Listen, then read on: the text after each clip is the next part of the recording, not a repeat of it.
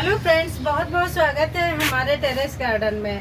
Friends, हम सभी अपने गार्डन में बहुत सारे प्लांट लगाने में तो लगे रहते हैं, लेकिन जो बहुत छोटी छोटी चीज़ें हैं उन पे हमारा ध्यान नहीं जाता है। एक से एक बढ़ के प्लांट लाते हैं, लगाते हैं और उनको जो है कुछ हद तक ध्यान जाता है तो फर्टिलाइज़र देने पे जाता है, उसको खाद देने पे जाता है, लेकिन जो छोटी छोटी चीज़ें हैं उन सब पे सबका ध्यान नहीं जाता है फ्रेंड्स। तो हमने सोचा इस बारे में भी बात किया जाए, जो कि थोड़ा सा हम लोगों से छूटती रहती हैं चीज़ें, जैसे प्लांट की केयर, प्रॉपर केयर कैसे की जाए। और जैसे हमने गमलों में लगा रखा है तो छोटी छोटी चीज़ें ही हमारे बहुत काम की होती हैं फ्रेंड्स। जैसे हमने गमले में प्लांट लगा रखा है तो उसको सबसे पहले बहुत अच्छी मिट्टी बना करके लगाते हैं, जिससे उसमें मतलब कम ही मिट्टी होती है तो हमारे प्लांट को बहुत अच्छा पोषण मिलता रहे। और उसके बाद समय समय पे मतलब 2-3 महीने बाद हम उसमें फर्टिलाइज़र देते रहते हैं। डिपेंड करता है कि परमानेंट प्लांट है या मतलब सीजनल है तो उनमें जल्दी देना पड़ता है फर्टिलाइज़र।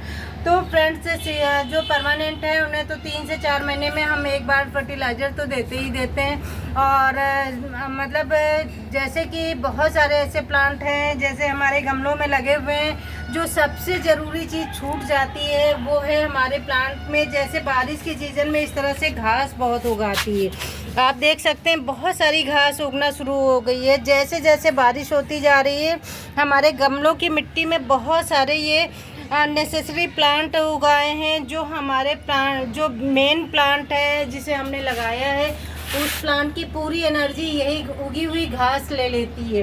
और गमलों में तो वैसे भी मिट्टी बहुत कम होती है, अगर ये एक्स्ट्रा जो उगे हुए प्लांट हैं वो पूरी तरह से उसकी एनर्जी ले लेंगे, मिट्टी से पूरा पोषण ले लेंगे, तो हमारे प्लांट के लिए उसमें बहुत ज़्यादा पोषण की कमी हो जाती है। वो मिट्टी उतनी ज़्यादा नहीं फर्टाइल रह जाती है।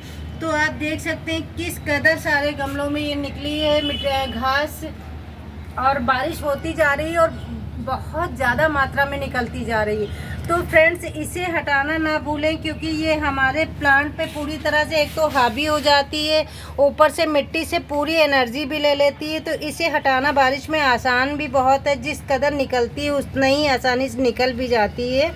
तो इसे हम भूले रहते हैं, लेकिन इन्हें हटाना भी बहुत ज़्यादा ज़रूरी हो जाता है, क्योंकि हमारे गमले साफ़ भी रहते हैं तो हमारा जो मेन प्लांट है वो तो बहुत ही अच्छा रहेगा, साफ़ सुथरा में रहेगा और पूरी एनर्जी भी मिलेगी और उसको धूप भी मिलेगी प्रॉपर, तो वो अच्छे से डेवलप हो पाएगा। तो फ्रेंड्स, इस तरह से हम इनसे घास को हटाना ना भूलें। आप देख सकते हैं इसमें भी बहुत सारी घास निकली हुई थी।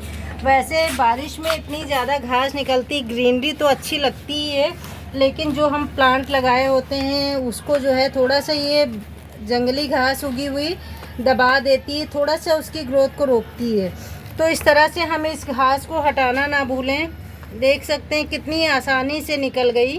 तो इसे आप ज़रूर टाइम निकालें और अपने गमलों से इस तरह की घास को रिमूव करते रहें, हटाते रहें बहुत ही आसानी से।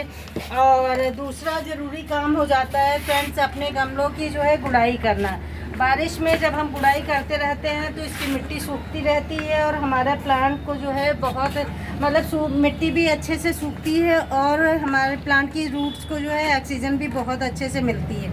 तो इस तरह से आप गमलों की गुड़ाई करना ना भूलें, ये हमारे बहुत ही ज़्यादा ज़रूरी काम है। हमारे प्लांट को हेल्दी बनाने में इन सब चीज़ों का बहुत ही ज़्यादा रोल होता है। जो छोटी चीज़ें हैं ध्यान नहीं जाता है, लेकिन ये बहुत ज़रूरी है। हमें ध्यान सिर्फ जाता है कि अपने मतलब पौधों को लगाएं अच्छी मिट्टी में और उनको समय समय पे फर्टिलाइज़र देना। लेकिन ये छोटी चीज़ें हैं लेकिन बहुत ही काम की हैं, जैसे अपने गमलों से ये सारी घास को रिमूव करते रहना और उसको जो है गुड़ाई करते रहना। तो फ्रेंड्स, आज आप देख सकते हैं हमने यही काम किया है। हमने ये बहुत सारे मतलब गुलदाउदी लगा दी है। अब आप भी लग गए होंगे अपने गार्डन में गुलदाउदी को लगाने के लिए लग गए होंगे, क्योंकि यही हमारे जाड़े की रौनक होती है। हमें इनको अभी से लगा देना होगा, जिससे इनको हर स्टेप में हम केयर करके बहुत घना बना पाएँ और बहुत ही ज़्यादा फ्लावरिंग के लिए तैयार कर पाएँ, बहुत ही ज़्यादा अच्छे से इसको मतलब फर्टिलाइज़र दे पाएँ, समय समय पे हमारे प्लांट बहुत अच्छे डेवलप हो पाएँ। तो मैंने गुलदाउदी की सबकी गुड़ाई भी कर दी है।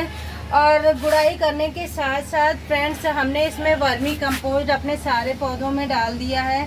ये गुलदाउदी अभी 10 दिन पहले मैंने लगाई थी, फिर 10 से 12 दिन हो रहा है और इसमें मैंने अब गुड़ाई कर दी और थोड़ी थोड़ी सी वर्मी कंपोस्ट डाल दी है। तो फ्रेंड्स ये ग्रोथ अच्छी सी लेंगे थोड़े ही समय में और प्लांट हमारे थोड़े बड़े होने वाले हैं। फिर इसके बाद हम नेक्स्ट प्रोसेस इसके साथ करेंगे कि हम गुलदाउदी के प्लांट को कैसे घना करें। तो फ्रेंड्स वो तो बाद की प्रोसेस है।